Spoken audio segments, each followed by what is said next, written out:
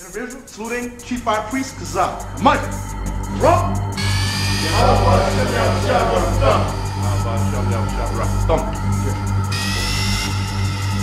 Trace your family lineage on your father's side.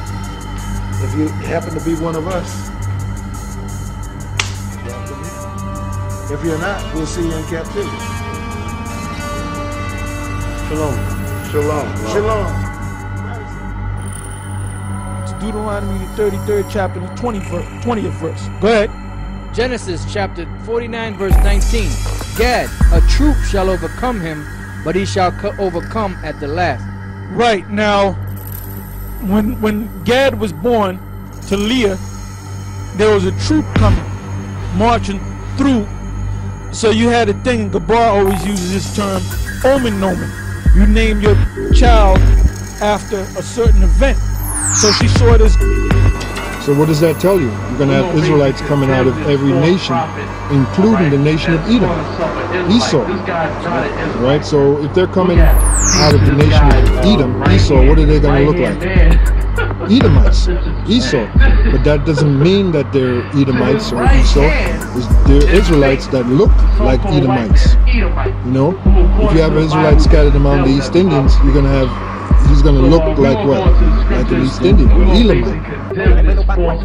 When thou art in tribulation and all these things are come upon thee, if you go to the book of Deuteronomy, the 28th chapter, it tells you what's going to come upon you. Curses, all right? Which Deuteronomy, the 28th chapter was given to who? The Israelites. It wasn't given to the other nations.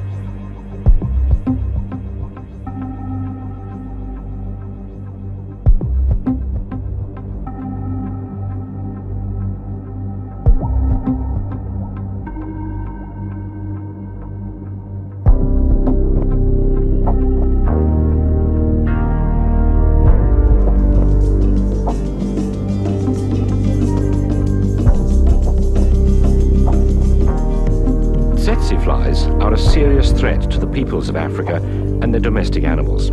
They transmit the trypanosomes that cause sleeping sickness in man, and debilitating, killing diseases of cattle, horses, and camels. Trypanosomes are microscopic blood parasites transmitted from one host to another by tsetse flies when they feed on the blood of infected animals, including man. Ever since the diseases caused by trypanosomes were recognized at the turn of this century, many methods have been tried to control the spread of the disease. And Until a few years ago, large areas of vegetation that formed the habitat of the tsetse fly were cleared. Fences were built to keep cattle away from the wild animals that act as reservoir hosts of trypanosomes. Human African trypanosomiasis is also known as sleeping sickness. There were 7,200 cases of the disease reported in 2010. However, the World Health Organization considers this to be only a fraction of the real number of individuals infected, putting the number at closer to 30,000 cases each year. Sleeping sickness is found mainly in remote sub-Saharan areas, with the Democratic Republic of Congo recording 74% of all cases. The people, and it's the blood that carries the parasite that will get transferred into the blood of the human. This team travels around the Central African countries most affected by sleeping sickness, or as it is also called, human African trypanosomiasis. The team goes to remote villages to offer screening and treatment to people suffering from the disease. In this area here, you get a collection of people from different villages. Maybe a clue in Zaire, a clue as to how the deadly virus got its start in Central Africa. ABC's Sheila McVicker is in Zaire this morning. Sheila, tell us about that. Good morning, Mort. Medical researchers are saying that they believe that this outbreak of the Ebola virus started with one person who was ill. There is some suggestion in many reports that that person was a diamond smuggler who came across the border into Zaire from neighboring Angola. Medical researchers say that because the initial spread of the virus was to health workers, to doctors and nurses who treated this patient, who then became ill and died themselves and then spread throughout the hospitals, that they think that... In the Democratic Republic of Congo, the Minister of Health declared officially the Ebola outbreak on the 17th August 2012. The situation now, we have the cumulative number of patients is 15 with 10 deaths, which means the mortality rate of 66%. And the focus of this outbreak is in Isiro, province oriental in the Democratic Republic of Congo. Do you think it will spread? Yes, this disease has the potentiality to spread because it is favored by the contact. How does one determine the extent of this kind of an outbreak? How do you know what the chain of transmission is? In other words, how did it begin and how can you stem it from being a further contagion? Well, that's a very good question, and that's exactly what your reporter from Nairobi was referring to. Is at the moment the Ministry of Health of Uganda, supported by WHO and CDC, is sending a team, or has sent a team to the field to trace down every single contact of people who have been known to have been infected. This is very, very important, to trace every contact and to watch them for...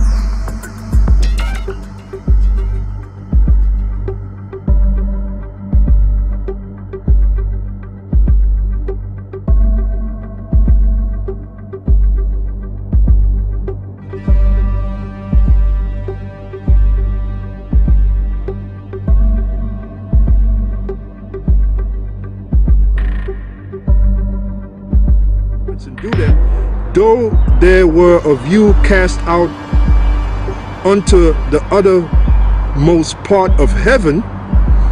Now who does that fit?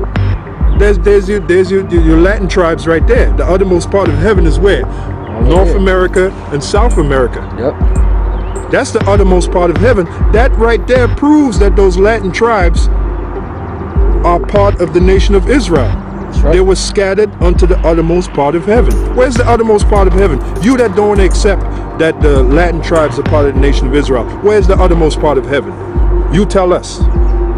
All right? The uttermost part of heaven is North America and South America. That's right. And if you can't tell us, then you ain't got no business speaking, man. You ain't got no business talking. All right? you don't want to accept that the tribe of Issachar is the so-called Mexicans. Right. But you can't convincingly tell us who they are. Amazing, man. I don't know if you want to chime in on that. Tune in on that. Yeah. You know,